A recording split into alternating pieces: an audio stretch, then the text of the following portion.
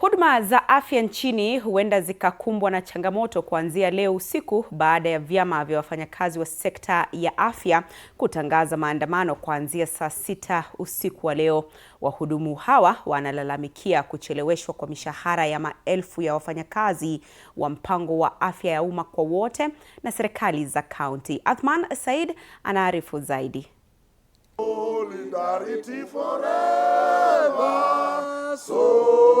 Ya mgambo ikilia huenda kuna jambo.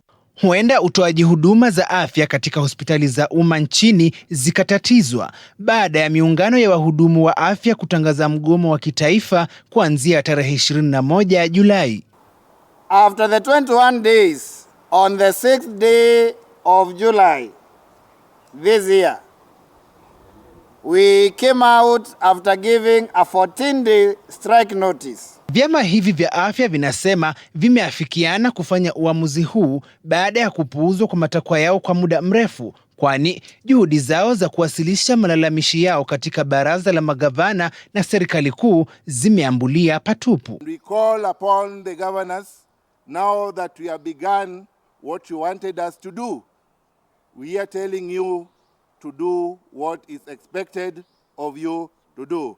Kulingana na miungano hii ya afya, maelfu ya wafanyikazi wa mpango wa afya kwa umma hawajapokea mishahara yao kwa muda. Wakati huo huo, viongozi wa vyama hivi wanawataka wahudumu hawa wapewe ajira kwa mikataba ya kudumu. Service gratuity ya UHC tunataka ilipwe immediately.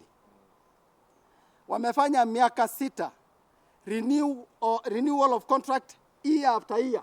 Vile vile wahudumu wa miungano hii ya afya kutoka kaunti zote wameombwa kutoshiriki mazungumzo ya makubaliano na viongozi wowote wa kaunti, kwani swala hili linapaswa kutatuliwa kitaifa na wala si eneo moja pekee. Aidha, vyama hivi vya afya vimetoa wito wa kufanyika kwa mageuzi katika usimamizi wa sekta ya afya, huku wakitaka sekta hiyo irudishwe katika serikali kuu na kuondolewa katika uongozi wa kaunti.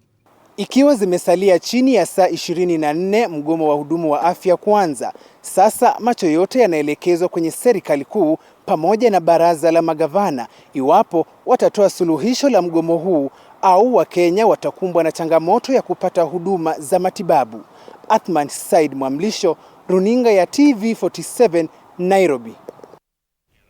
Asante sana Athman Said kwa taarifa hiyo.